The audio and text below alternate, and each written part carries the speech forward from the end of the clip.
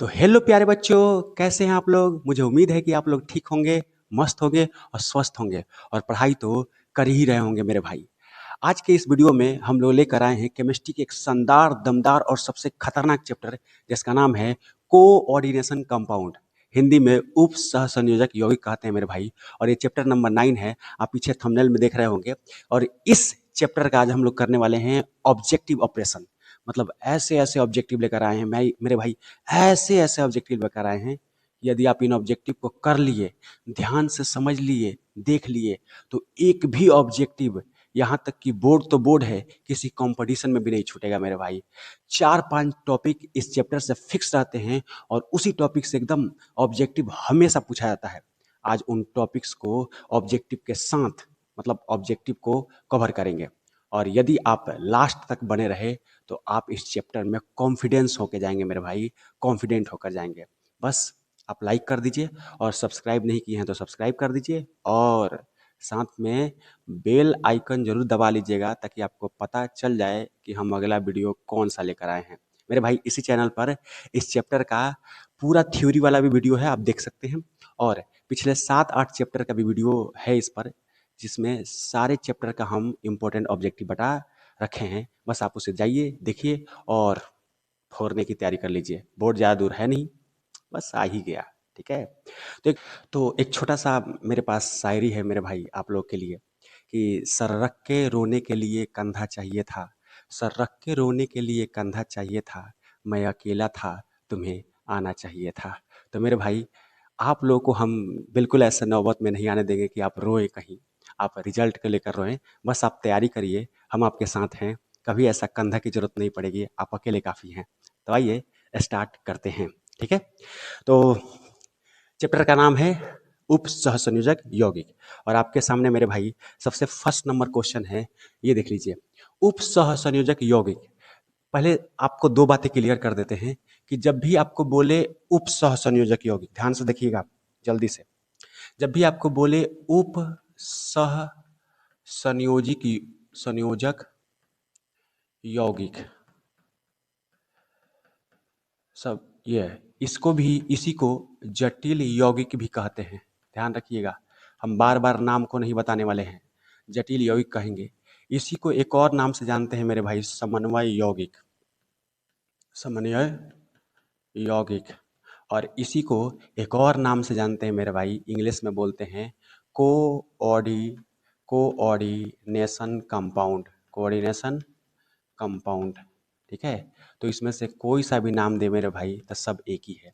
तो हमें यदि इसके बारे में कंसेप्ट बताएं तो समझिए इन सब के बारे में कंसेप्ट बता रहे हैं। समझ में आया? तो चलिए पहला क्वेश्चन है, उप सहसंयोजक यौगिक में कौन सा बंध पाया जाता है। ठीक है।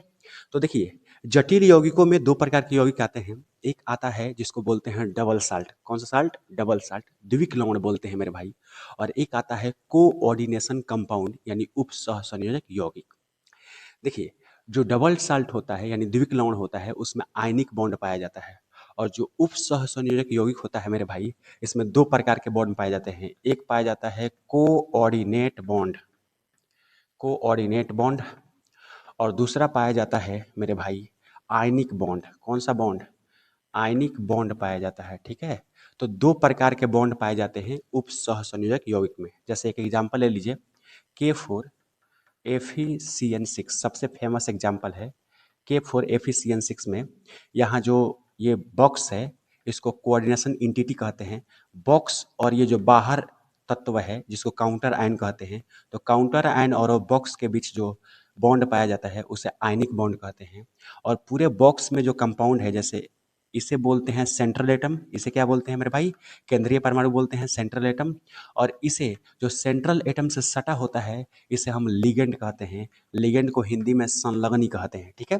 तो लिगेंड और सेंट्रल एटम के बीच जो बॉन्ड होता है मेरे भाई, उसे कोऑर्डिनेट बॉन्ड कहते हैं। तो आइए देखिए, आयनिक बॉन्ड है, सहसंयोजक बंध है या उप सहसंयोजक? उप सहसंयोजक को ही कोऑर्डिनेट बॉन्ड कहते हैं, कोऑर्डिनेट बॉन्ड कहते हैं। मतलब इसी का हिंदी होता है उप सहसंयोजक बंध। ये बॉन्ड को बॉन्ड बोलेंगे, बंध बोलेंगे। और आयनिक ये हो गया। ठीक है। तो मेरे भाई ये भी पाया जाना चाहिए, ये भी पाया जाता है और ये नहीं पाया जाता है, सहसंयोजक बंध नहीं पाया जाता है। तो ये पाया जाता है और ये पाया जाता है। तो इसमें ये ऑप्शन नहीं है कि ए और सी दोनों। तो आप कौन सा मारेंगे? आप ज़्यादातर मारेंगे ये वाला, क्योंकि कभी कभी काउंटर आयन नहीं रहता है। तो याद रखिएगा, उपसह संयोजक बंध आप इसका आंसर मारेंगे। यदि ए और सी दोनों दे तो ए और सी दोनों मारेंगे। ठीक है, चलिए समझ में आ गया। क्वेश्चन नंबर 2 देखिए। क्वेश्चन नंबर 2 है मेरे भाई, द्विक लवण में कौन सा बंध पाया जाता है? तो अभी आपको बताए डबल साल्ट, द्विक लवण को डबल साल्ट बोलते हैं, और डबल साल्ट में आपको पता होगा आयनिक बॉन्ड पाया जाता है। बिल्कुल, आयनिक बॉन्ड पाया जाता है। क्लियर? चलिए क्वेश्चन नंबर थर्ड। थर्ड में देखते हैं, निम्न में से कौन सा जटिल यौगिक अपने आयनों में विभक्त हो जाता है? ठीक है, फिर से जटिल यौगिक के बारे में पूछा है। तो एक है द्विक लवण, डबल साल्ट, द्विक लवण को डबल साल्ट बोलते हैं। और याद रखिएगा, जो डबल साल्ट होता है वो आयनिक बॉन्ड से बना होता है, आयनिक बॉन्ड से बना होता है। इसीलिए जब ये टूटता है तो अपने आयनों में टूट जाता है। ठीक है, तो ये अपने आयनों में टूट जाता है। लेकिन जो उप सहसंयोजक यौगिक है, यानी जो कोऑर्डिनेशन कंपाउंड है मेरे भाई, इसमें कोऑर्डिनेट बॉन्ड पाया जाता है, कोऑर्डिनेट बॉन्ड पाया जाता है। इसीलिए ये अपने आयनों में नहीं टूटता है, अपने आयनों में नहीं टूटता है। याद रखिएगा। ठीक है, तो बी नंबर जो इसका ऑप्शन होगा वो सही होगा। उप सहसंयोजक यौगिक अपने आयनों में नहीं टूटता है। आप कहेंगे सर इसमें तो आयनिक बॉन्ड भी पाया जाता है। जैसे देखिए K4 Fe CN6 6। तो ये जो है ये असल में उप सह संयोजक यौगिक है। तो ये कभी भी अपने आयनों में नहीं टूटता है। ये आप कभी भी पानी में डालिएगा तो अपने आयनों में नहीं टूटेगा। बस ये टूट सकता है, ये अलग हो सकता है और ये अलग हो सकता है, लेकिन ये पूरा बॉक्स कभी टूटेगा नहीं। ठीक है, तो उप सहसंयोजक यौगिक कभी भी अपने आयनों में नहीं टूटते हैं, नहीं विभक्त होते हैं। चलिए क्वेश्चन नंबर आपके सामने है 4। 4 नंबर क्वेश्चन बताएंगे, उप सहसंयोजक यौगिक यानी कोऑर्डिनेशन कंपाउंड सीसी, ठीक है, में लिगेंड की संख्या को कहते हैं। देखिए मेरे भाई, जैसे ये K4 FeCN6 हो गया, ये एक है कोऑर्डिनेशन कंपाउंड, आपको पता होगा, आप पढ़े होंगे। तो आपको पता है कि यहाँ पे ये जो आगे रहता है बॉक्स के बाहर, इसे हम काउंटर आयन कहते हैं। कौन सा आयन कहते हैं? Counter ion. बॉक्स में जैसे हम एंट्री करते हैं मेरे भाई, तो पहले जो मिलता है धातु जो डी ब्लॉक का होता है, उसे हम सेंट्रल एटम कहते हैं, केंद्रीय परमाणु। ये सबका बाप होता है। और जो केंद्रीय परमाणु से जुड़ा रहता है मेरे भाई, इसे हम लिगेंड कहते हैं। क्या कहते हैं? लिगेंड कहते हैं। ध्यान रख लीजिएगा। और एक और बात मेरे भाई, कि लिगेंड की जितनी संख्या यहाँ पे दिखी जाती है, यहाँ पे इसी लिगेंड की संख्या को हम बोलते हैं कोऑर्डिनेशन नंबर। कौन सा नंबर मेरे भाई?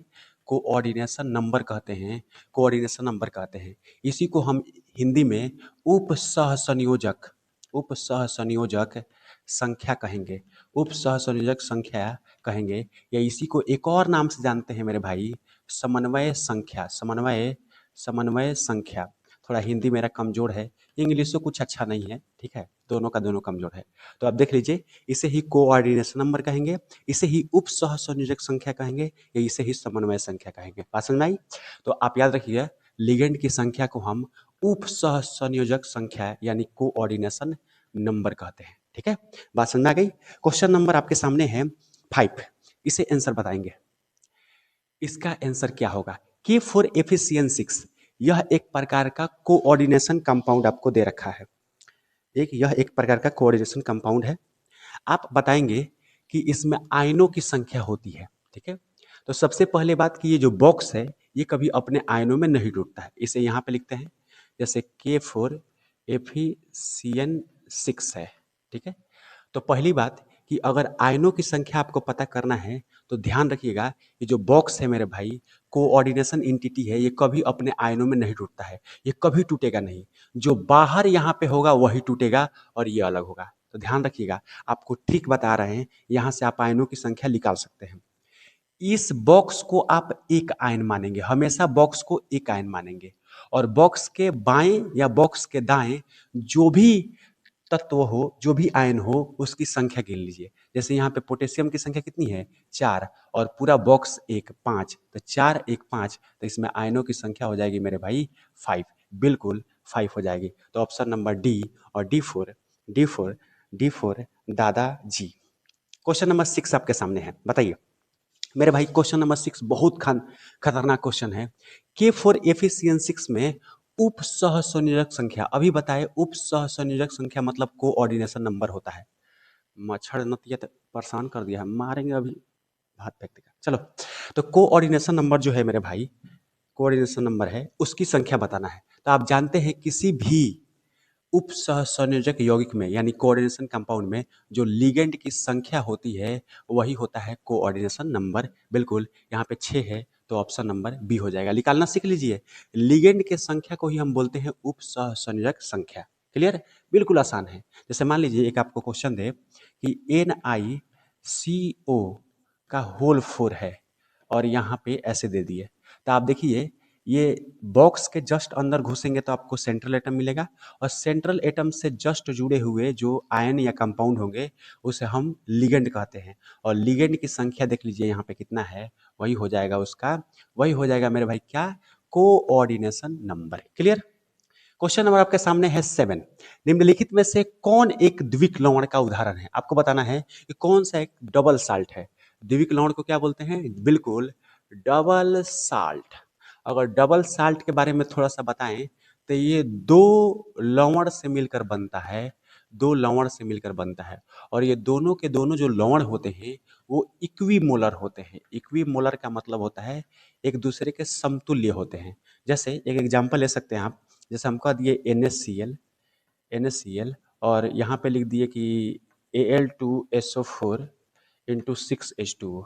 तो आप ध्यान दीजिए ये एक द्विक लवण है, ये भी लवण है, NaCl लवण है, Al2SO4 भी एक लवण है और बाद में इसे संतुलित करने के लिए H2O का अणु ला देते हैं। ठीक है, तो एक क्या है, डबल साल्ट है। तो बताइए इसमें से कौन सा डबल साल्ट है? देखिए ध्यान दीजिएगा, K2SO4 एक लवण है, Al2SO4 का होल तरह से एक लवण है और 24H2O। ठीक है, तो लवण प्लस लवण, डबल लवण आ गया यानी द्विक लवण आ गया, तो ऑप्शन नंबर ए हो जाएगा। यही है डबल साल्ट। इसी को मेरे भाई बोलते हैं पोटास एलम। कौन सा एलम? Potash alum. इसी को पोटास एलम बोलते हैं। और पोटास एलम किसे कहते हैं? फिटकिरी को कहते हैं। बिल्कुल, फिटकिरी को ही पोटास एलम कहते हैं। तो आपको यदि फिटकिरी कभी खरीदना हो मेरे भाई तो जाके दुकानदार से पूछना है, भाई पोटास एलम दे दो, वो पगला आ जाएगा। देखिएगा लाठी ना उठा के आपको मचने लगे। ठीक है, पोटास एलम को एलम भी कहते हैं। अच्छा, इसमें एक ही लवण है, इसमें एक ही लवण है तो नहीं होगा, ये तो एक जटिल यौगिक है, कोऑर्डिनेशन कंपाउंड, ये नहीं होगा। इनमें से कोई नहीं, ऐसा तो ऑप्शन ही नहीं है। चलो ऑप्शन नंबर ए हो जाएगा, A4। आओ कभी हवेली पर। क्वेश्चन नंबर आपके सामने है। बिल्कुल एक बात ध्यान रखिएगा, 7 नंबर क्वेश्चन था ये जस्ट पीछे। ठीक है, ये 7 नंबर क्वेश्चन था और इसी के बेसिस पे बोर्ड में कुछ आया हुआ क्वेश्चन आपको करा देते हैं जो 2023 में आया हुआ है। कह रहा है निम्नलिखित में से कौन एक द्विक लवण है? तो बताना है कौन सा एक द्विक। क्या ब्लीचिंग पाउडर है? ब्लीचिंग पाउडर का आप फार्मूला पढ़े होंगे, ये नहीं है। K4FeCN6 है? नहीं, ये कोऑर्डिनेशन कंपाउंड है। हाइपो है? हाइपो कुछ नहीं होता है। पोटास एलम, बिल्कुल पोटास एलम, अभी आप पढ़े पीछे Al2SO4 का होल थराइस इंटू 24H2O, यही तो है मेरे भाई पोटास एलम, यही तो है फिटकिरी, यही तो फिटकिरी है। डी नंबर ऑप्शन हो जाएगा, बिल्कुल याद रखिएगा। चलिए क्वेश्चन नंबर आपके सामने है 8। ठीक है, ये 8 नंबर नहीं है, एक पीछे भी तो था। तो नंबरिंग मन देखिएगा मेरे भाई, क्वेश्चन बहुत है। चलिए 8 नंबर क्वेश्चन देखते हैं। दो समतुल्य साधारण लवण, साधारण लवण मतलब सिंपल साल्ट, सिंपल साल्ट से बने यौगिक को कहते हैं। अभी तो बताए दो इक्विमोलर अगर साल्ट आपस में मिलकर कोई यौगिक बनाए तो उसे डबल साल्ट कहते हैं, उसे डबल साल्ट कहते हैं, द्विक लवण कहते हैं। ऑप्शन नंबर बी हो जाएगा। और B4, बिल्कुल B4, बरौली वाली, बरौली ना, बरौली वाली। चलिए, बरौली बहुत अच्छा शहर है हम लोग के तरफ। तो 9 नंबर क्वेश्चन है, संलग्नी होता है ल, तो संलग्नी को ही लिगेंड कहते हैं, लिगेंड। ठीक है, लिगेंड कहते हैं। आपसे पूछ रहा है लिगेंड क्या है, ये क्वेश्चन प्रीवियस ईयर में बहुत बार पूछा है। कह रहा है लेविस अम्ल है, क्या लेविस क्षार है, क्या उदासीन है, या इनमें से कोई नहीं। तो लेविस साहब ने दो बातें बताई थी, अब ध्यान रख लीजिएगा। अगर हम कोई सा भी कोऑर्डिनेशन कंपाउंड लिखे, जैसे मान लीजिए K4, इसी को ले लेते हैं बार बार, आप एक ही पर समझ लीजिए, ये ले लेते हैं। तो आपको पता है ये काउंटर आयन है, ये सेंट्रल एटम है और ये लिगेंड है। ये है सेंट्रल एटम और ये है मेरे भाई लिगेंड। ठीक है, देखिए तो किसी भी कोऑर्डिनेशन कंपाउंड में सेंट्रल एटम को लिगेंड अपना लोन पेयर दान करता है, देता है। मतलब ऐसे कह सकते हैं कि लिगेंड बेचारी अपना लोन पेयर लेकर सेंट्रल एटम को, जो ये घर का मालिक है, इसको प्रपोज करती है। और जैसे प्रपोज करती है तो बेचारा सेंट्रल एटम के पास कितना भी कुछ हो, ये एक्सेप्ट कर लेता है। और एक्सेप्ट कर कर अपने से लिगेंड को मिला लेता है। तो लिगेंड इसके संगे लग जाता है, तो इसीलिए लिगेंड को संलग्नी कह देते हैं। ठीक है। तो सेंट्रल एटम को लोन पेयर से कौन प्रपोज करता है मेरे भाई? बिल्कुल लिगेंड करता है। तो देखिए, लेविस साहब ने इनके लव मैरिज को, इनके लव के बीच एक कहानी लिख दिया। लेविस ने बोला, देखिए, अगर लिगेंड जब भी कोई चीज अपना लोन पेयर या इलेक्ट्रॉन पेयर देकर किसी को प्रपोज करे, तो वो बेचारा होगा लेविस बेस। क्या होगा? लेविस बेस होगा। लेविस बेस मतलब लेविस क्षार होगा। जो फूल को ले, जो इलेक्ट्रॉन पेयर को ले, एक्सेप्ट करे, उसे हम कहेंगे लेविस लेविस एसिड कहेंगे। क्या कहेंगे? Lewis acid. तो यहाँ लोन पेयर को ये लेता है और ये देता है, तो ये देती है तो ये लेविस बेस हुआ, और ये लेता है तो लेविस एसिड हुआ। ठीक है। तो बताइए, लिगेंड लोन पेयर को देता है, यानी ये लेविस बेस है। लेविस बेस का मतलब लेविस क्षार। बिल्कुल ऑप्शन नंबर बी हो जाएगा। B four, Baahubali. Question number 10 देखिए, थोड़ा कैमरा देख लेते हैं। देखिए भाई, अकेले शूट करना पड़ता है, बड़ा मुश्किल है। तो क्वेश्चन नंबर 10 है, किसी उप सहसंयोजक यौगिक में केंद्रीय परमाणु होते हैं। अभी जस्ट बताए, केंद्रीय परमाणु को ही सेंट्रल एटम कहते हैं। बोलो, इसी को तो कहते हैं सेंट्रल एटम। और सेंट्रल एटम क्या होता है? इलेक्ट्रॉन को, यानी लिगेंड के द्वारा इलेक्ट्रॉन से प्रपोज करने पर वो रख लेता है, तो लेविस अम्ल होता है। अभी पीछे बताए थे, लेविस अम्ल होता है। क्लियर? चलिए, हंसते मुस्कुराते देखते चलेंगे। जल एक लिगेंड है, यहाँ लिगेंड है। ठीक है। तो बताना है कि जल एक कौन सा लिगेंड है। देखिए, आप जब इसे डिटेल में पढ़ेंगे मेरे भाई, इसी चैनल पर आप जाके देख सकते हैं, थोड़ा पुराना वीडियो है, कि लिगेंड जब आप पढ़ेंगे लिगेंड, तो लिगेंड कई प्रकार के होते हैं। ठीक है। अब देखिए, लिगेंड में ही कोई ऐसा लिगेंड है जिसमें प्रपोज करने वाले, मतलब इलेक्ट्रॉन पेयर देने वाले, लोन पेयर देने वाले एक होते हैं, तो उन्हें हम मोनोडेंटेट लिगेंड कहते हैं, यानी एक दंती संलग्नी। जो लिगेंड अपने पास से एक जोड़ा इलेक्ट्रॉन दे, एक जोड़ा इलेक्ट्रॉन दे, तो उसे हम एक दंती कहते हैं। दो जोड़ा दे, दो दो आदमी देने वाला हो, उसमें दो आदमी देने वाला हो इलेक्ट्रॉन, तो उसे डाइडेंटेट लिगेंड कहते हैं। तीन आदमी देने वाला हो तो उसे ट्राइडेंटेट कहते हैं। ठीक है। देखिए, अगर H2O की बात करें मेरे भाई, H2O, तो इसमें केवल ऑक्सीजन ही अपना लोन पेयर त्यागता है किसी सेंट्रल एटम को। तो इसमें देने वाले परमाणु एक ही है, केवल ऑक्सीजन है। हाइड्रोजन नहीं देता है, हाइड्रोजन प्रपोज नहीं करता है। हाइड्रोजन इसके संगे रहता है, इसका साथ देता है, अपने सहेली का साथ देता है। ऑक्सीजन सहेली का साथ देता है, और ऑक्सीजन जाकर प्रपोज करती है सेंट्रल एटम को। तो इसे बोलेंगे एकदंती संलग्नी। एकदंती संलग्नी का मतलब होता है, एक दंती संलग्नी का मतलब होता है कि एगो देने वाला है। तो एगो देने वाली इसमें है, ये तो नहीं देती है। चलिए, तो जल एक दंती संलग्नी है। वैसे ही साइनाइड अगर पूछ दे मेरे भाई, साइनाइड माइनस, ये भी एक दंती है। इसमें नाइट्रोजन केवल प्रपोज करती है, कार्बन नहीं। मेरे भाई, अगर OH पूछ दे, तो OH में OH माइनस पूछ दे, तो इसमें ऑक्सीजन प्रपोज करती है, हाइड्रोजन नहीं। तो याद रखिए, इसमें भी एक दंती है। ऐसे पूछ दे मेरे भाई, ऐसे पूछ दे, कह दे कि आपको कह दे कि अगर क्लोरीन कह दे, तो क्लोरीन भी एक दंती है, क्योंकि इसमें क्लोरीन ही प्रपोज करने वाली है। Br माइनस कह दे, तो Br माइनस प्रपोज करने वाला है, तो एक दंती है। कोई कोई ऐसा होता है जो द्विदंती भी होता है मेरे भाई। कैसे होता है वो भी देख लीजिए। जैसे हम बोल दिए कि C डबल बॉन्ड O, यहाँ पे बोल दे मेरे भाई, यहाँ पे बोल दे C डबल बॉन्ड O, या ऐसे कर दे, यहाँ पे लोन पेयर लगा दे, यहाँ पे लोन पेयर लगा दे, तो देखिए, एक ये देने वाली है और एक ये देने वाली है। ये भी सेंट्रल एटम को अपना तरफ से प्रपोज करेगी, और ये भी सेंट्रल एटम को अपने तरफ से प्रपोज करेगी, मतलब लोन पेयर देगी। तो यहाँ पे देने वाले लोग कितने हैं? दो हैं। तो इसे डाइडेंटेट, यानी द्विदंती संलग्नी कहेंगे, द्विदंती संलग्नी कहेंगे। ठीक है। तो समझ गए? चलिए, तो ये एक दंती संलग्नी है। आगे बढ़े। क्वेश्चन नंबर आपके सामने है मेरे भाई, क्वेश्चन नंबर सामने है, नहीं इसी पर क्वेश्चन है, एक देख लीजिए, प्रीवियस ईयर का क्वेश्चन है, ये 2019 में क्वेश्चन पूछा हुआ है। कह रहा है लिगेंड सक्षम होते हैं जो कम से कम कितना इलेक्ट्रॉन दान कर सकते हैं कम से कम? तो कम से कम कोई भी लिगेंड होता है तो किसी भी सेंट्रल एटम को अपना इलेक्ट्रॉन पेयर दान करेगा, अपना लोन पेयर दान करेगा। कभी भी कोई भी लिगेंड अपना लोन पेयर दान करेगा तो कम से कम 2 दान करेगा। कितना करेगा? 2।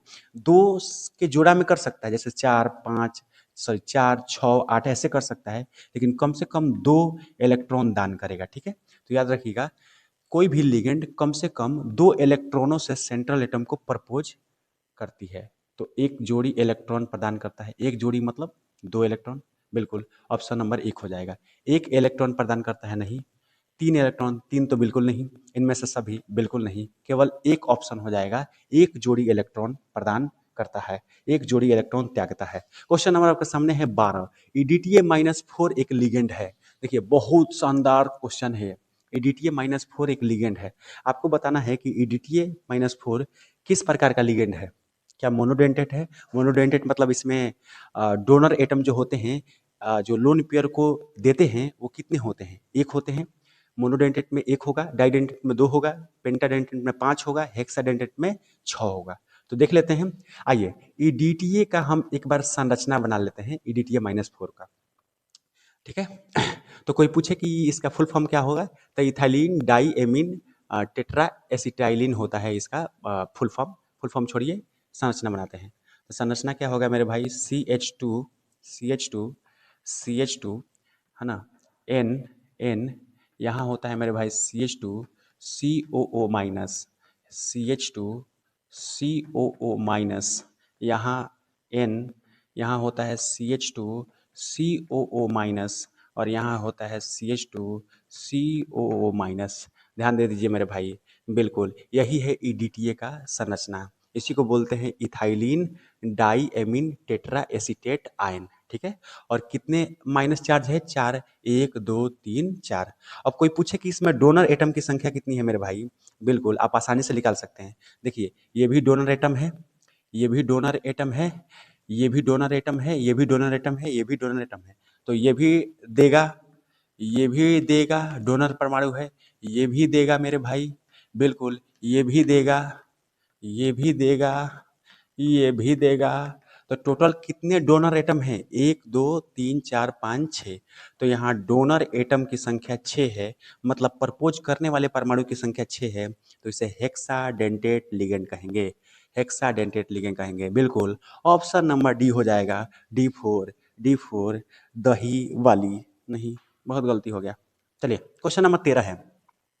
CN- एक है, CN- एक लिगेंड है। बताइए कौन सा लिगेंड है? देखिए, CN- एक ऋणात्मक लिगेंड है, ऋणात्मक लिगेंड है। कुछ ऋणात्मक लिगेंड याद रखेंगे, जैसे Cn- हो गया मेरे भाई, Cl- हो गया, Br- हो गया, F- हो गया, I- हो गया, OH- हो गया। ठीक है, SO4- हो गया, OX- हो गया। ये सारे के सारे मेरे भाई नेगेटिव लिगेंड है, ये सब के सब नेगेटिव लिगेंड है। चलिए आगे बढ़ते हैं। Question number 14। निम्नलिखित में से कौन सा लिगेंड एक उदासीन लिगेंड है? हाँ, उदासीन लिगेंड बताना है, कौन सा लिगेंड उदासीन है। देखिए, उदासीन लिगेंड CO भी है, ये भी उदासीन है, कभी भी ये आए तो उदासीन होगा।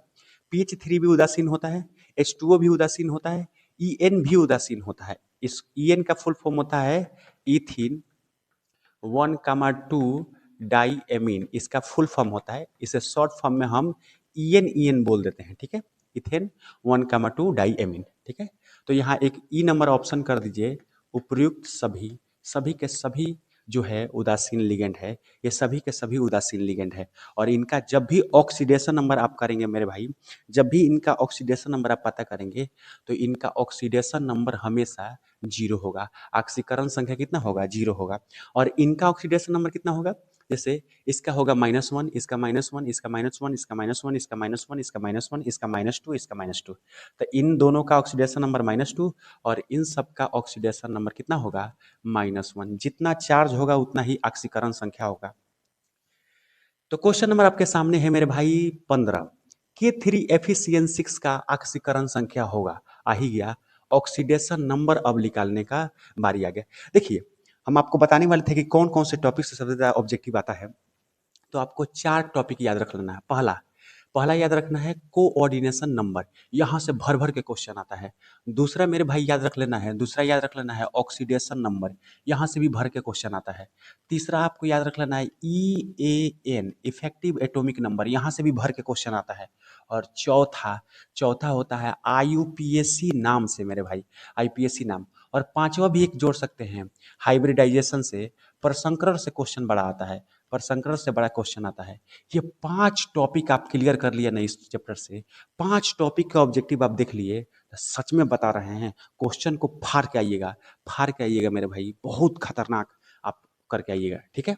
तो बस चलिए, ऑक्सीडेशन नंबर कैसे निकालेंगे, तो आइए, K3 FeCN6 का ऑक्सीकरण संख्या है, यहाँ पे छूट गया है, इसमें Fe का ऑक्सीडेशन नंबर निकालना है, हमेशा सेंट्रल एटम का निकलता है। तो देखिए करना क्या है, बहुत आसान है। आपको जिसका निकालना है उसको मान लीजिए X, ठीक है, और बाकी सबका पता होना चाहिए। जैसे पोटेशियम का होता है +1 और साइनाइड का -1, अभी पीछे बताए। अब काम करिए, सारे परमाणुओं को जोड़िए उनके संख्या के अनुसार। जैसे 3 गो पोटेशियम है तो 3K, +1 लोहा है तो लोहा, +6 साइनाइड है तो साइनाइड। अब बराबर, पहले से इस पर कोई चार्ज था कंपाउंड पर, यहाँ कहीं भी चार्ज दिख रहा है ऊपर तो नहीं है तो 0। अब पोटेशियम का एक होता है तो 3 का +3 होगा, लोहा का X मान लिए हैं, एगो साइनाइड का -1, तो 6 का 6 गुणे -1, 6 गुणे -1 बराबर 0। तब +3 +X -6, 6 एकम -6 बराबर 0।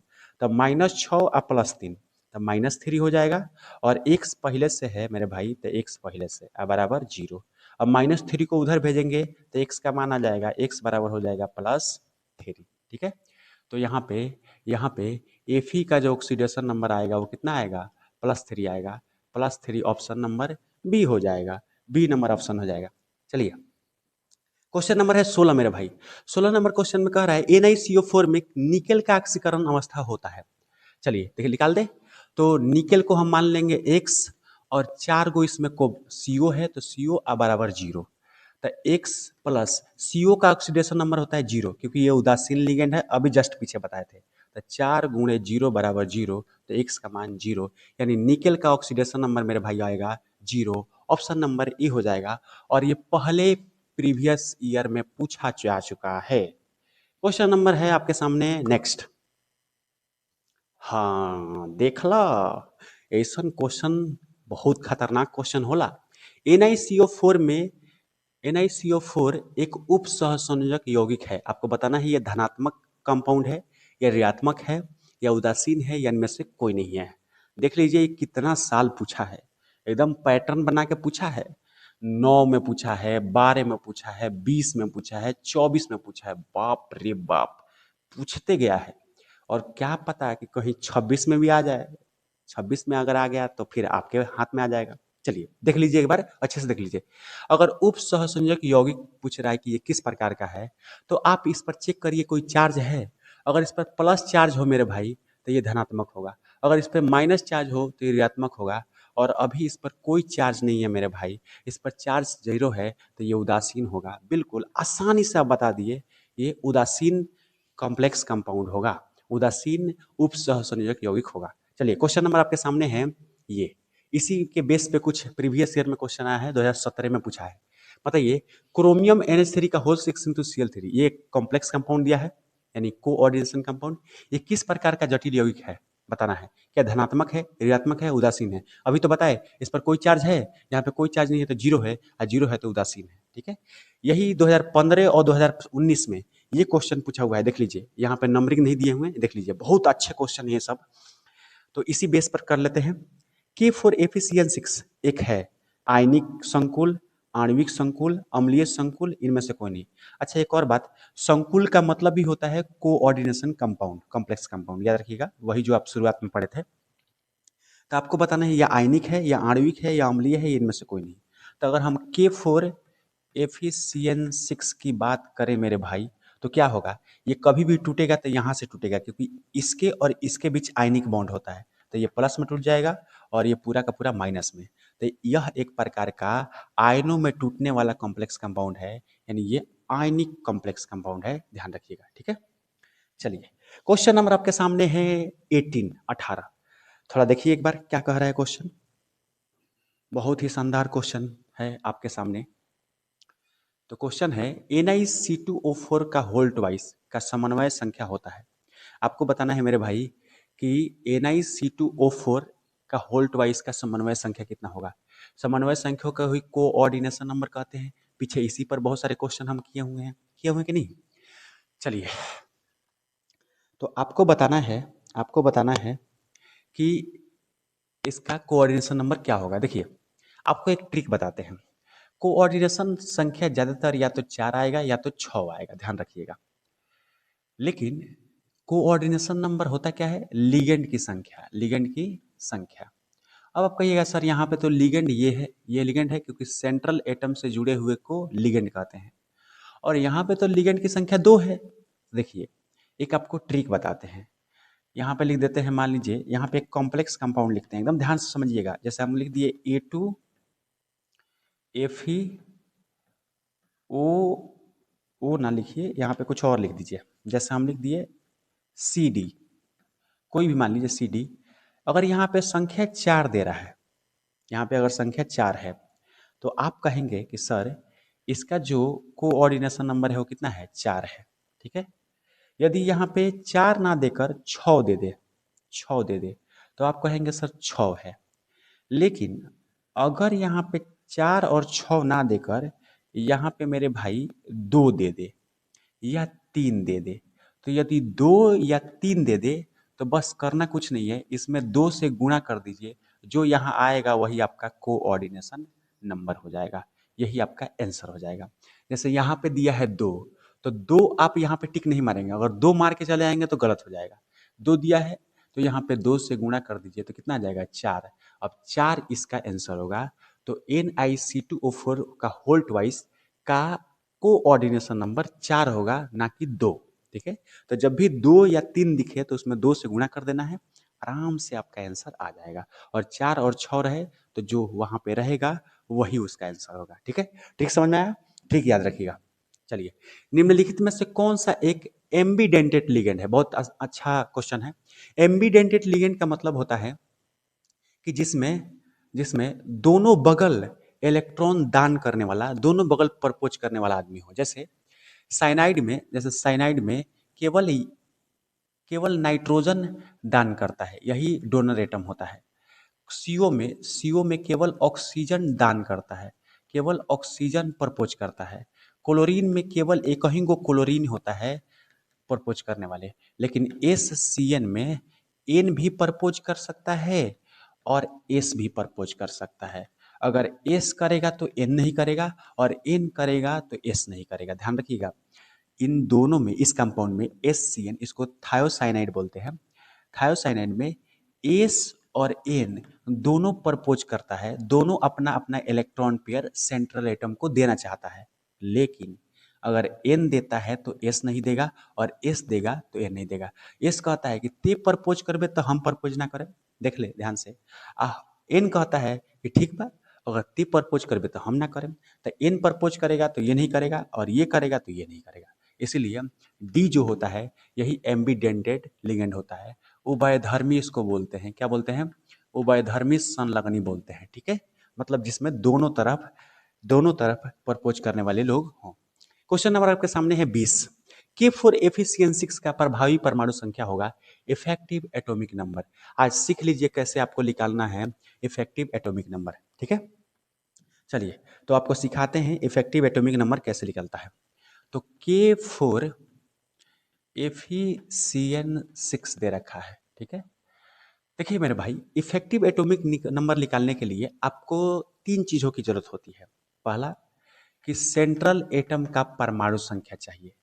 परमाणु संख्या पहला चाहिए। ये ध्यान रखिएगा, ये सीखना पड़ेगा तभी आप निकाल सकते हैं। सेंट्रल एटम का परमाणु संख्या चाहिए। दूसरा हमें क्या चाहिए? सेकेंड नंबर चाहिए कोऑर्डिनेशन नंबर, उप सह संयोजक संख्या चाहिए हमको। और तीसरा हमें चाहिए मेरे भाई इसमें ऑक्सीडेशन नंबर, केंद्रीय परमाणु का ऑक्सीडेशन नंबर, सेंट्रल एटम का ऑक्सीडेशन नंबर। यदि ये 3 चीजें आपके पास है तो आप आराम से इफेक्टिव एटॉमिक नंबर निकाल सकते हैं। अब इफेक्टिव एटॉमिक नंबर का फॉर्मूला होता है, इफेक्टिव प्रभावी परमाणु संख्या का फॉर्मूला होता है Z minus oxidation number plus 2 गुणे कोऑर्डिनेशन नंबर। ये एक फार्मूला है, बस इसी से निकलता है। अब जेड क्या है? जेड है सेंट्रल एटम का परमाणु संख्या। जैसे यहाँ पे लोहा है तो लोहा का परमाणु संख्या कितना होता है? बिल्कुल 26 होता है, 26 माइनस इस पूरे कंपाउंड का ऑक्सीडेशन नंबर। तो ऑक्सीडेशन नंबर निकालना पीछे सिखाए थे, निकाल लीजिए। हम अंजादी निकालते, देखिए इसका +1 तो 4 गो का होगा कितना? +4। साइनाइड का होता है -1 तो 6 साइनाइड का होगा -6। तब -6 और +4 -2, और जो आया है उसका उल्टा कर दीजिए। तब -2 आया है, -2 को उल्टा करेंगे तो +2 आएगा। तो इसका ऑक्सीडेशन नंबर कितना हो जाएगा? 2। तो Z-2 +2 गुणे कोऑर्डिनेशन नंबर। कोऑर्डिनेशन नंबर क्या होता है मेरे भाई? लिगेंड की संख्या। ये लिगेंड है और लिगेंड की संख्या कितनी है? 6। तो यहाँ 6 रख देंगे। तो 26 -2 +6 दूना 12। तो अब बोर्डमास का नियम लगाएंगे तो 26 में 12 जोड़ेंगे पहले, तब -2 करेंगे। तो जोड़िए। तो 26 में 12 जोड़ेंगे तो 8 और 3 38 आएगा। अब -2 कर देंगे तो 38 - 2 36 आ जाएगा। यही मेरे भाई आपका इफेक्टिव एटॉमिक नंबर आ गया। तो option number B, B four बड़की भाभी। चलिए, समझ गए? आप एक बार अच्छे से देख लीजिए, एक बार अच्छे से देख लीजिए क्या होता है इफेक्टिव एटॉमिक नंबर, कैसे निकालेंगे। इफेक्टिव एटॉमिक नंबर निकालने के लिए परमाणु संख्या, कोऑर्डिनेशन नंबर, ऑक्सीडेशन नंबर, ये तीनों चीज़ों की जरूरत होती है। हाँ, आपके सामने क्वेश्चन नंबर 21 है। 21 नंबर नहीं है, इसके पहले भी तो क्वेश्चन कराए हुए हैं। देखिए मेरे भाई, निकेल CO4 का प्रभावी परमाणु संख्या पूछ रहा है, इफेक्टिव एटॉमिक नंबर। फिर से वही क्वेश्चन, चलिए निकालते हैं। तो NiCO का होल 4 का इफेक्टिव एटॉमिक नंबर, ठीक है। तो पहले क्या चाहिए? सेंट्रल एटम का परमाणु संख्या। तो निकेल का परमाणु संख्या कितना होता है? इसका परमाणु संख्या होता है मेरे भाई, निकेल का परमाणु संख्या होता है 28। इसका पूरा ऑक्सीडेशन नंबर निकालेंगे तो कितना आएगा? 0 आएगा। आप निकाल दीजिए, 0 आएगा। अब कोऑर्डिनेशन नंबर कितना आएगा? तो यहाँ पे लिगेंड की संख्या 4 है तो 4 आएगा। अब आप जानते हैं इफेक्टिव एटॉमिक नंबर का फॉर्मूला क्या होता है? जेड माइनस ऑक्सीडेशन नंबर +2 गुणे कोऑर्डिनेशन नंबर, यही होता है। चलिए, तो जेड कितना है? परमाणु संख्या 28 तो 28, ऑक्सीडेशन नंबर कितना है? 0, और +2 गुणे कोऑर्डिनेशन नंबर संख्या कितना है? 4। तो 28 0 कोई फर्क पड़ने वाला है नहीं, तो +4 दूना 8, 28 8 मेरे भाई 36 हो जाएगा। Option number A4। आओ कभी हवेली पर, देख लीजिए। बस आपको परमाणु संख्या याद होना चाहिए, ऑक्सीडेशन नंबर कैसे निकाला जाता है ये याद होना चाहिए, जो बता चुके हैं इसी में। और कोऑर्डिनेशन नंबर तो बहुत आसान है निकालना, केवल लिगेंड की संख्या। आपके सामने क्वेश्चन नंबर है 22। 22 नंबर क्वेश्चन को बताएंगे कि ये कैसे होगा। वो IUPAC नाम से क्वेश्चन है, बहुत अच्छा क्वेश्चन है। चलिए ट्राई करिए। कह रहा है K3FeCN6 उप सहसंयोजक यौगिक मतलब कोऑर्डिनेशन कंपाउंड का IUPAC नाम बताएं। देखिए, IUPAC नाम सीखना है तो हम फिर से बोले, इसी चैनल पर आपको खोजना है कोऑर्डिनेशन कंपाउंड का पूरा IUPAC नाम आपको मिल जाएगा। बस थोड़ा सर्च करना है मेरे भाई, चैनल विजिट करिए, आपको सब चीज़ मिल जाएगा, ठीक है। तो कैसे लिखेंगे देखिए, तो हम लिखेंगे पहले पोटेशियम, इसका नाम होगा पोटेशियम। पोटेशियम 6 साइनाइड है तो हेक्सा साइनाइडो, साइनाइडो। और लोहा है, लोहा को हम फेरेट कहेंगे, फेरेट। और इसका ऑक्सीडेशन नंबर निकालेंगे मेरे भाई तो 3 आएगा। कितना आएगा? 3 आएगा। तो ये इसका आंसर होगा। याद रखिएगा, जो पहले का लेटर स्टार्ट होगा वो स्मॉल से स्टार्ट होगा, मतलब सारा का सारा लेटर स्मॉल होना चाहिए, ठीक है। अब खोज लीजिए, पोटेशियम सबसे पहले ही गलती हो गया, ये बड़का लेटर है, ये गलत हो गया। पोटेशियम यहाँ पे स्मॉल लेटर है तो पोटेशियम हेक्सा साइनाइडो फेरेट 2 लिखा है, यहाँ पे 3 होना चाहिए, तो ये भी गलती हो गया। पोटेशियम यहाँ छोटा स्मॉल लेटर है, पोटेशियम हेक्सा साइनाइडो फेरेट 3, यस यही ऑप्शन हो जाएगा। देखिए सी को मिलाइए, इससे मिल रहा है कि नहीं? बिल्कुल मिल रहा है, और पहला लेटर स्मॉल है तो मिल रहा है। ठीक है।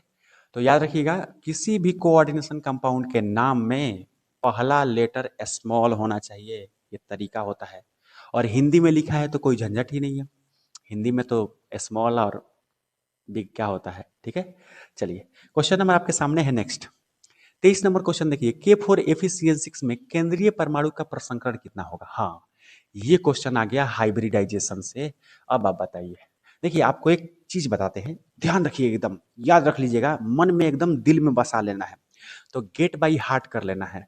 हार्ट, गेट बाई हार्ट मतलब दिल से याद कर लीजिए। जैसे उसको याद रखे हैं दिल से मेरे भाई, जैसे उसको दिलों में बसा कर रखे हैं, जैसे उसे सपनों में सोचते हैं, वैसे इसे भी याद कर लीजिएगा। आपका उद्धार हो जाएगा, आपका बोर्ड में कार्य हो जाएगा। चलिए देखिए, जब भी कोऑर्डिनेशन नंबर 4 आए और जब भी कोऑर्डिनेशन नंबर 6 आए तो क्या होगा। सबसे ज़्यादा यही आते हैं दो। अगर कोऑर्डिनेशन नंबर 4 आ रहा है मेरे भाई तो इसके दो प्रसंकरण होते हैं, और कोऑर्डिनेशन नंबर 6 आए तब इसके भी दो प्रसंकरण होते हैं। 4 वाले जो प्रसंकरण होता है, एक होता है sp3 और एक होता है dsp2। और 6 वाला होता है, एक होता है sp3d2 और एक होता है d2sp3। एकदम ध्यान से समझिएगा। अब आप कहेंगे सर कि 6 में दो गो प्रसंकरण है, लेकिन लिखेंगे कौन। ध्यान से सुनिए, कैसे कौन लिखेंगे ये डिपेंड करता है कि लिगेंड कौन सा है। यदि स्ट्रॉन्ग लिगेंड आ रहा है मेरे भाई, स्ट्रॉन्ग लिगेंड, मजबूत लिगेंड आ रहा है तो डी पहले होगा, और वीक लिगेंड आ रहा है तो डी बाद में होगा। ठीक है, स्ट्रॉन्ग लिगेंड आएगा तो डी पहले आएगा, और वीक होगा तो डी बाद में आएगा। यहाँ पे डी बाद में नहीं है, लेकिन समझिए डी है, मान के चलिए डी बाद में है। ठीक है, जैसे कौन कौन, यदि लिगेंड मेरे भाई, एक मिनट, यदि लिगेंड याद रखिएगा कि वीक आ जाए, वीक, वीक लिगेंड में कौन कौन आएगा, जैसे H2O आ गया, जैसे क्लोरीन आ गया, ब्रोमीन आ गया, आयोडीन आ गया, OH आ गया। अगर ऐसे आपको लिगेंड मेरे भाई कहीं दिख रहे हैं, ऐसे लिगेंड, लिगेंड समझ रहे हैं ना, ये वाले लिगेंड है, ये लिगेंड है। ठीक है, तो ये अगर लिगेंड ऐसे आपको दिखे हैं और कोऑर्डिनेशन नंबर 4 है तो उसका प्रसंकरण sp3 होगा, याद रखिएगा sp3। और उसकी संरचना जो होगा मेरे भाई टेट्राहेड्रल होगा, चतुष्फलकीय होगा। टेट्राहेड्रल को चतुष्फलकीय बोलते हैं। ठीक है, और दूसरा बात, यदि ये हाइब्रिडाइजेशन आपको खोजना है तो आप लिगेंड को खोजिए स्ट्रॉन्ग। ठीक है, और कौन कौन से स्ट्रॉन्ग होंगे, जैसे साइनाइड आ गया, CO आ गया, NH3 आ गया। ठीक है, आपको ये आ गया मेरे भाई, है OX आ गया, OX नहीं, OX नहीं, OX हटा दीजिए, OX इसमें लिख लीजिएगा, OX यहाँ पे। ठीक है, ये आ गया। अगर ऐसे कभी लिगेंड आपको मिल जाए, ऐसे लिगेंड मिल जाए मेरे भाई, तो ये सब के सब स्ट्रॉन्ग लिगेंड है और इसमें डी पहले आएगा। तो कोऑर्डिनेशन नंबर 4 मतलब समन्वय संख्या 4, और ये लिगेंड आपको दिखे तो ये हाइब्रिडेशन मारना है। और इसका जो संरचना होता है मेरे भाई, वो होता है स्क्वायर प्लेनर। कौन सा, स्क्वायर प्लेनर।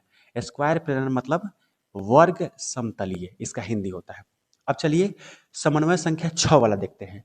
अगर कोऑर्डिनेशन नंबर 6 आ गया मेरे भाई तो उसमें sp3d2 या d2sp3 आएगा, यानी एक में डी बाद में रहेगा, एक में डी पहले रहेगा। अब देखिए, डी बाद में कब रहेगा, जब वीक लिगेंड आएगा। वीक लिगेंड मतलब यही वाला लिगेंड यहाँ पे। ठीक है, और स्ट्रॉन्ग कब आएगा, यहाँ पे स्ट्रॉन्ग रहेगा लिगेंड तब डी आएगा पहले, तो ये वाला स्ट्रॉन्ग वाला, समझ में आया? याद रख लीजिएगा। चलिए, अब बताइए कि यहाँ पे K4 FeCN में CN क्या है, स्ट्रॉन्ग लिगेंड है या वीक लिगेंड है। तो आप कहेंगे सर CN स्ट्रॉन्ग में आता है, तो सबसे पहले बात कि ये स्ट्रॉन्ग लिगेंड है। क्लियर, इसका मतलब डी पहले आएगा। और कोऑर्डिनेशन नंबर कितना है, 6 है, यानी समन्वय संख्या कितना है, 6 है। तो 6 के लिए दो प्रसंकरण होता है, D2sp3 एक होगा और sp3d2 होगा। ठीक है, तो स्ट्रॉन्ग लिगेंड है ना, स्ट्रॉन्ग लिगेंड है तो D2sp3 होगा। तो D2sp3 ऑप्शन नंबर बी हो जाएगा, बिल्कुल B4 बाहुबली। मुझे उम्मीद है कि आज के बाद से आप हाइब्रिडाइजेशन में गलती नहीं करेंगे प्राय। ठीक है, एक बार अच्छे से इसे देख लीजिए, नहीं आपको याद है तो मेरे भाई नोट कर लीजिए, नोट कर लीजिए, कॉपी किताब लेकर बैठिए, थोड़ा नोट करते रहिए। अगर आपके कॉपी में नहीं है तो स्ट्रिक को जरूर याद रखिएगा, स्ट्रिक से आपका 90% काम आसान हो जाएगा। चलिए आगे क्वेश्चन बढ़ते हैं। तो क्वेश्चन नंबर इसी पर एक और है, देख लीजिए, ये 2018 में आया हुआ है। कह रहा है किस यौगिक के केंद्रीय परमाणु, सेंट्रल एटम में प्रसंकरण DsP2 होगा। चलिए बता दीजिए किस में DsP2 होगा। तो DsP2 खोजना है तो सबसे पहले DsP2 उसमें होगा जिसमें कोऑर्डिनेशन नंबर 4 हो। कितना हो? 4 हो। ठीक है, तो इसमें 5 है, समन्वय संख्या 5 है तो नहीं होगा, 4 है तो हो सकता है, 4 है तो हो सकता है, 6 है तो नहीं होगा। तो दो ऑप्शन में से कोई होगा एक। पक्का? चलिए, अब बताइए कि DsP2, इधर आते हैं, आपको बताना है मेरे भाई कि DsP2 कब होगा। DsP2 कब होगा? जब समन्वय संख्या 4 हो। एक मिनट, एक मिनट, एक मिनट।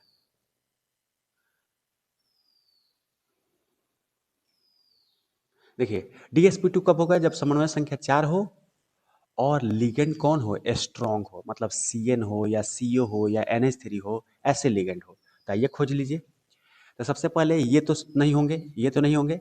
अब इन दोनों में खोजिए कि किसमें स्ट्रांग लिगेंड है, तबे डी पहले आएगा। तो CN एक स्ट्रांग लिगेंड है मेरे भाई, ये स्ट्रांग लिगेंड है, और ये एक वीक लिगेंड है। वीक लिगेंड है तो वीक में डी पहले नहीं आएगा, स्ट्रांग में आएगा। बिल्कुल ऑप्शन नंबर सी हो जाएगा। Question number next, 24 number. NiCO4 में केंद्रीय परमाणु का प्रसंकरण और यौगिक का संरचना ज्यामिति होती है। तभी आपको बताए NiCO4, CO एक है स्ट्रॉन्ग लिगेंड। क्या है? एक स्ट्रॉन्ग लिगेंड है, और स्ट्रॉन्ग लिगेंड है, कोऑर्डिनेशन नंबर 4 दिया है। तो 4 के लिए स्ट्रॉन्ग लिगेंड हो तो DsP2 उसका क्या आता है? प्रसंकरण। और DsP2 प्रसंकरण आए तो अभी जस्ट हम पीछे बताए थे आपको, अभी जस्ट पीछे बताए थे यहाँ पे कि अगर DsP2 आ जाए, DsP2 आ जाए मेरे भाई, DsP2 आ जाए तो उसका संरचना कैसा होगा? स्क्वायर प्लेनर होगा, वर्ग समतलीय होगा। चलिए अब बता सकते हैं। तो DsP2 और स्क्वायर प्लेनर, तो DsP2 square planar, DsP2 square planar option number B हो जाएगा। चलिए, क्वेश्चन नंबर 25। 25 कह रहा है कि ये कंपाउंड दिया हुआ है और इसका IUPAC नेम आपसे पूछ रहा है। तो IUPAC नेम तो आपको सीखना पड़ेगा, बहुत बहुत फेमस ये क्वेश्चन आते हैं। चलिए लिख देते हैं। तो ये प्लस होगा और ये माइनस होगा, तो इसका नाम होगा hexa amine, hexa amine platinum, platinum. इसका ऑक्सीडेशन नंबर कितना होगा? इसका 0, इसका -2, उल्टा होगा तो +2, यानी 2 आएगा, और लास्ट में क्लोराइड हो जाएगा। ये खोज लीजिए कहाँ है। तो हेक्सा क्लोराइडो प्लेटिनम 2, क्लोराइडो दिया है और क्लोराइड, ये नहीं होगा। हेक्सा बड़ा लेटर हो गया, ये भी नहीं होगा। इसका भी बड़ा लेटर हो गया, पहला नहीं होगा। हमेशा स्मॉल लेटर से स्टार्ट होना चाहिए, ये स्मॉल लेटर से स्टार्ट है। तो हेक्सा एमीन प्लेटिनम 2 क्लोराइड, देख लीजिए डी नंबर ऑप्शन होगा। ये मिल रहा है कि नहीं इससे? तो डी नंबर ऑप्शन हो जाएगा मेरे भाई, D4 Devasena. Question number next, question number K4PtCl6 की संरचना या ज्यामिति पूछ रहा है। संरचना या ज्यामिति पूछ रहा है, तो बताइए इसका ज्यामिति क्या होगा। सबसे पहले देखिए यहाँ लिगेंड, लिगेंड की संख्या कितनी है? 6, 6 है। तो लिगेंड की संख्या अगर 6 है तो इसका प्रसंकरण जो होगा मेरे भाई, या तो D2sp3 होगा या sp3d2 होगा, होगा। अब यहाँ पे जो लिगेंड है वो वीक है, तो वीक के लिए ये होगा, वीक के लिए डी बाहर आएगा, तो ये हो जाएगा sp3d2। और चाहे D2sp3 हो प्रसंकरण, चाहे sp3d2 हो, इसका हमेशा संरचना जो बनेगा वो ऑक्टाहेड्रल बनता है, अष्टफलकीय बनता है। तो यदि समन्वय संख्या 6 हो मेरे भाई, तो उसके लिए जो संरचना होता है, उसके लिए जो ज्यामिति होती है, उसे हम ऑक्टाहेड्रल कहते हैं, उसे ही हम ऑक्टाहेड्रल अष्टफलकीय कहते हैं। तो कौन सा हो जाएगा मेरे भाई? बिल्कुल ऑप्शन नंबर सी हो जाएगा, ऑक्टाहेड्रल इसका आंसर हो जाएगा। चलिए, क्वेश्चन नंबर आपके सामने है इसी पर। निम्न में से किसकी आकृति चतुष्फलकीय होती है? चतुष्फलकीय का मतलब टेट्राहेड्रल। ये इतना खतरनाक क्वेश्चन है, आप देख लीजिए कई साल पूछा है, 2012, 2016, 2018, 2020। ऐसा क्वेश्चन कभी आपको नहीं मिलेगा, ध्यान रखिएगा। आज जान जाइए कि इसका आंसर क्या होगा। तो आपको बता चुके हैं कि कैसे आप इसका संरचना निकालेंगे। सबसे पहले कंपाउंड देखिए, कोऑर्डिनेशन नंबर पर ध्यान देना है, दो चीजें देखना है, लिगेंड और कोऑर्डिनेशन नंबर। समन्वय संख्या यानी कोऑर्डिनेशन नंबर यहाँ पे 4 है, तो 4 के लिए जो संरचना होता है वो 2 हो सकता है, या तो टेट्राहेड्रल होगा यानी चतुष्फलकीय होगा, या तो स्क्वायर प्लेनर होगा। अब इनमें से कौन होगा बाद में देखा जाएगा। ठीक है, चलिए, इसका भी 4 है तो इसका भी इसी में हो सकता है, इसका भी 4 है तो इसका भी हो सकता है, इसका भी 4 है तो इसका भी हो सकता है। अब देखिए टेट्राहेड्रल संरचना तब होगा जब प्रसंकरण sp3 आएगा। पीछे बताए थे, जस्ट आप पीछे वीडियो को रिवर्स करिए, आपको बताए थे कि sp3 अगर प्रसंकरण आता है, हाइब्रिडाइजेशन आता है मेरे भाई, तो उसके लिए जो संरचना होता है वो टेट्राहेड्रल होता है। ठीक है। और यदि DsP2 संरचना आता है, सॉरी प्रसंकरण आता है, तो उसके लिए स्क्वायर प्लेनर होता है। आपको बताना है कि चारों ऑप्शन में कौन sp3 प्रसंकरण दिखाएगा, तबे तो उसका संरचना टेट्राहेड्रल होगा, तबे तो हमको चतुष्फलकीय मिलेगा। ठीक है। तो देखिए साइनाइड एक स्ट्रॉन्ग लिगेंड है। साइनाइड,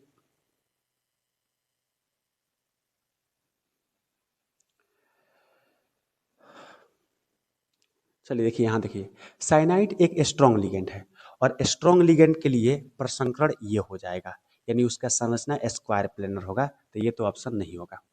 साइनाइड, यहाँ भी साइनाइड है तो ये भी स्ट्रॉन्ग लिगेंड है, तो स्ट्रॉन्ग लिगेंड है तो इसका भी प्रसंकरण DsP2 होगा और संरचना स्क्वायर प्लेनर होगा, तो हमको नहीं चाहिए, ये भी नहीं होगा।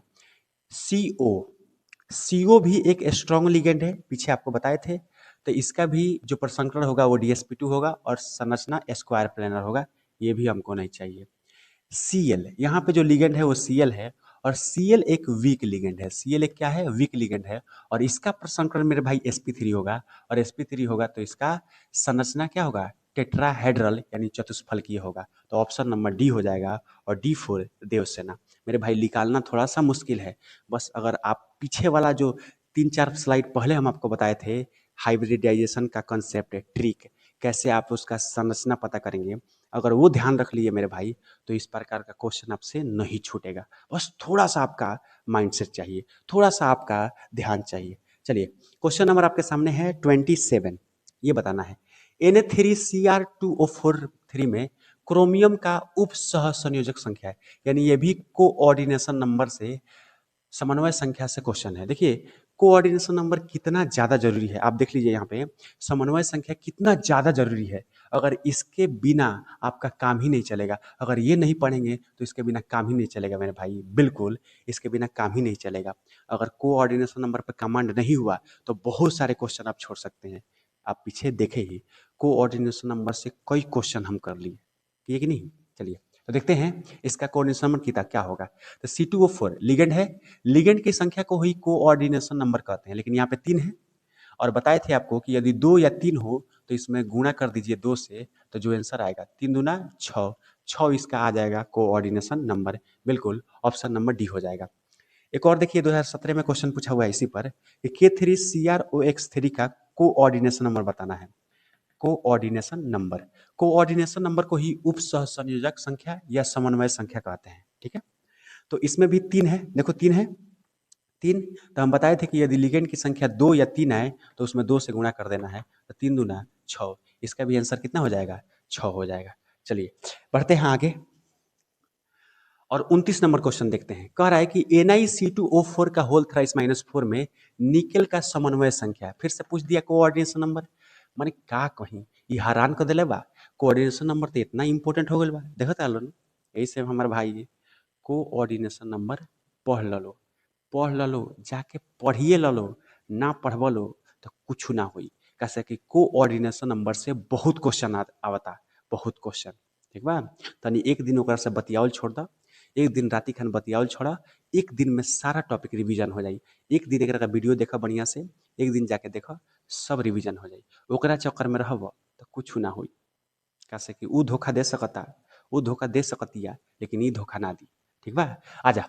तो कोऑर्डिनेशन नंबर निकालना है, तो देखिए यहाँ लिगेंड है ये, और लिगेंड की संख्या कितना बा, 3, 3 बानू। आ कहले बानी कि 2 या 3 होई तो एमे गुणा कर देवे 2 से, एजा जितना होई, अगर 4 बा तो उहे हो जाई, ओमे कुछ गुणा नहीं करे के। अगर 6 बा तो उहे हो जाई, लेकिन अगर 2 आ 3 आवता तो एमे 2 से गुणा कर देवे के बा, तो जौन आई उस कोऑर्डिनेशन नंबर होई। तो 3 गुणे 2 6 आएगा, 6 हो जाएगा इसका coordination number, option number C हो जाएगा। और C4 तो तार लो खानी छेदी आदमी। चलो 28 नंबर क्वेश्चन देख लो हमारे भाई, PtC2H4 × Cl3 में प्लेटिनम का ऑक्सीकरण संख्या पूछा जा रहा है। ठीक है, चलिए दिखाते हैं। तो C2H4 दिया है और इसकी संख्या नहीं है, Cl3 है। तो इसमें आपको ऑक्सीडेशन नंबर पूछा हुआ है Pt का। तो Pt का मान लेंगे x, तो x plus C2H4 plus 3Cl बराबर 0। ठीक है, सबको जोड़ देंगे। x C2H4 का होता है मेरे भाई +1, ठीक है, और क्लोरीन का होता है -1। तो 3 गुणे -1 बराबर 0। तब 3 गुणे -1 -3 प्लस +1, ठीक है, और यहाँ पे x, ठीक है, बराबर 0। तब माइनस में 3 और प्लस में 1 कितना हो जाएगा, -2, और यहाँ है x, तो x -2 बराबर 0। तो x बराबर +2, -2 उधर जाएगा तो कितना हो जाएगा, +2 हो जाएगा। इसका ऑप्शन नंबर हो जाएगा बी, और B4 बड़की भाभी।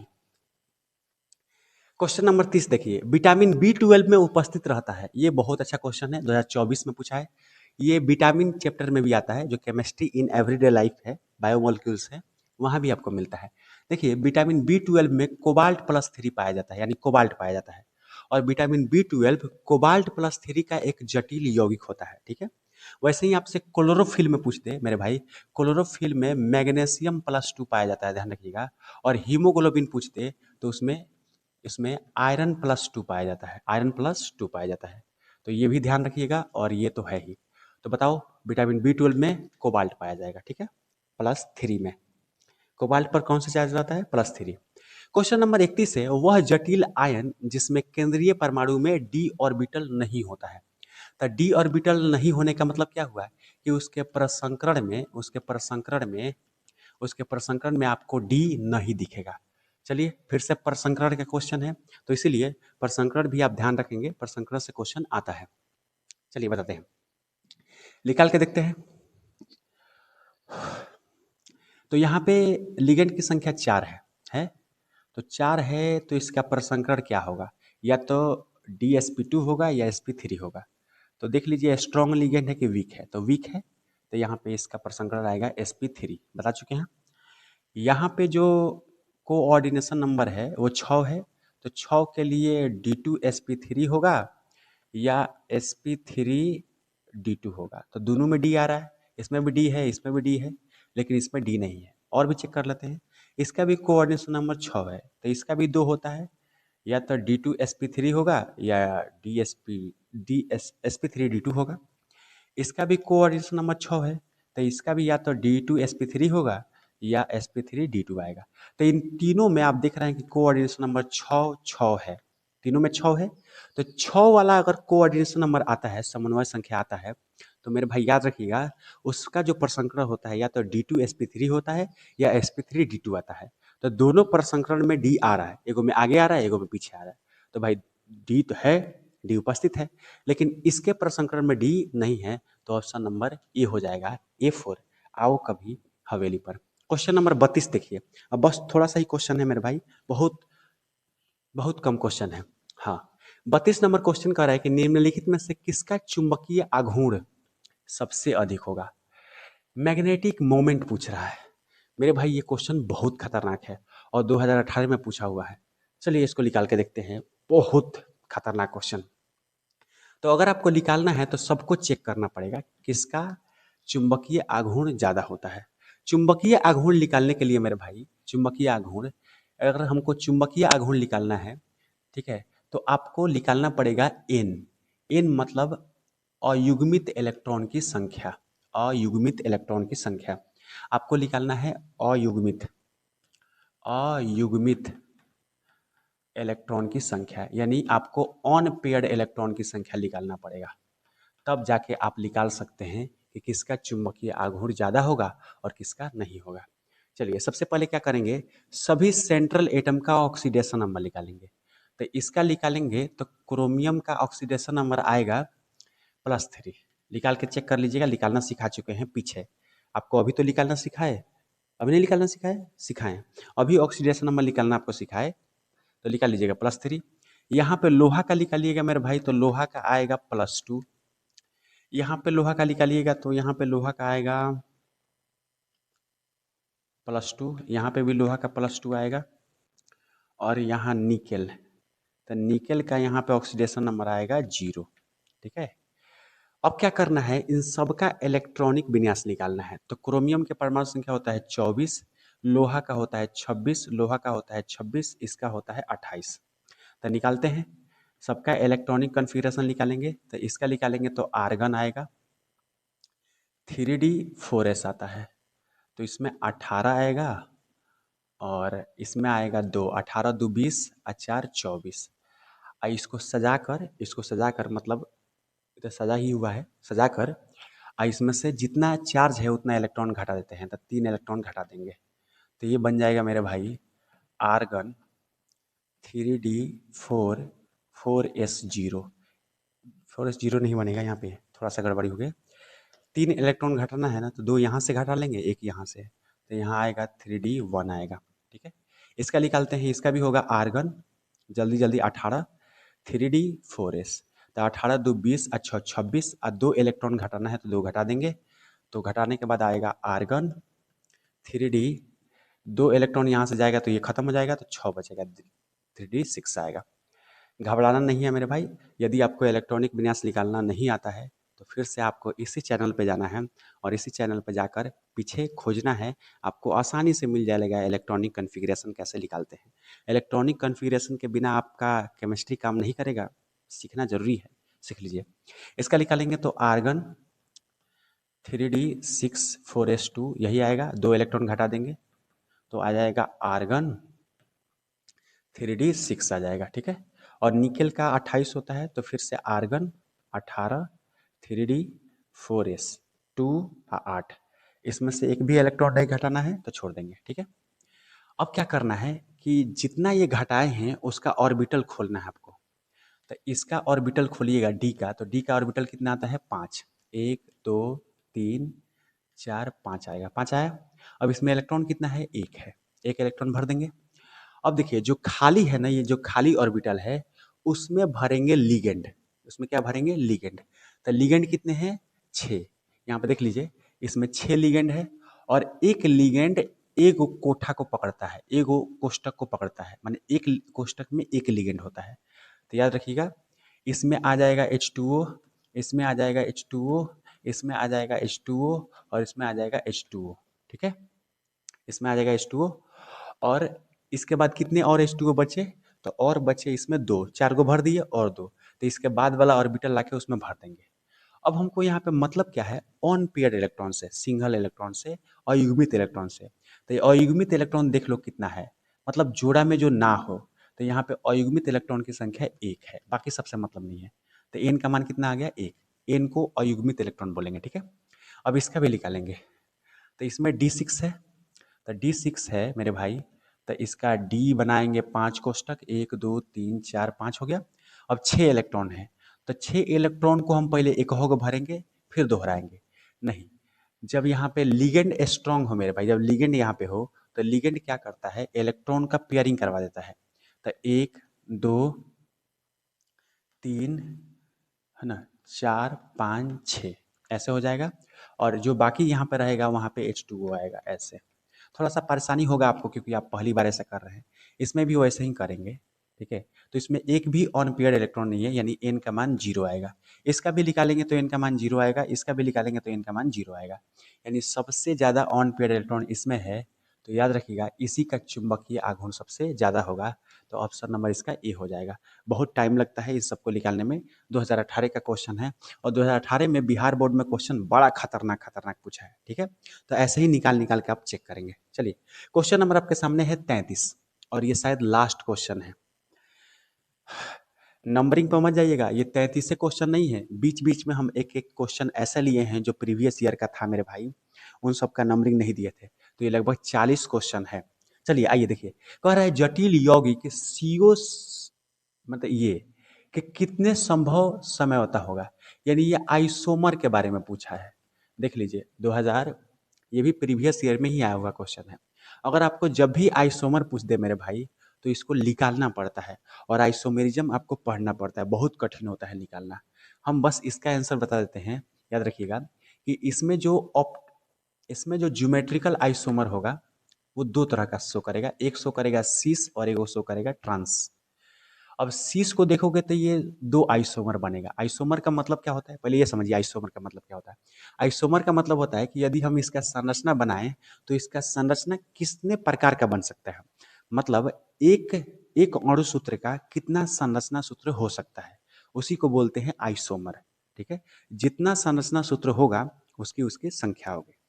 तो देखिए, सीस बनाता है दो और ट्रांस बनाता है एक, तो टोटल हो जाता है तीन, यानी इसमें आइसोमर की संख्या होगी मेरे भाई तीन। ठीक है, तीन आइसोमर की संख्या होगी। तो आइसोमर पढ़ना पड़ेगा आपको, जब आप उसे डिटेल में पढ़ेंगे तब आपको समझ में आएगा, अभी ऑब्जेक्टिव के वीडियो में समझना बड़ा मुश्किल है। ठीक है, तो मेरे भाई ये टोटल 40 के आसपास क्वेश्चन थे, और 40 के 40 ऐसे क्वेश्चन थे जो बहुत ही अच्छे थे, हम आपको शुरू में ही बताए थे। और इन क्वेश्चनों को यदि आपको करना है तो आपका कॉन्सेप्ट बिल्ड होना चाहिए, क्लियर होना चाहिए। ठीक है, तो हम सारे क्वेश्चन लिए थे, कुछ प्रीवियस ईयर भी क्वेश्चन था, और उसके बेसिस पे बहुत सारे क्वेश्चन हम आपको कराए जिससे आपका प्रैक्टिस हो जाए, और कुछ ट्रिक भी बताए हैं, इन सब ट्रिकों को ध्यान रखिएगा। चलिए, आज के लिए इतना ही, वीडियो को देखते रहिए और हमारे साथ बने रहिए। नमस्कार, मिलते हैं अगले वीडियो में।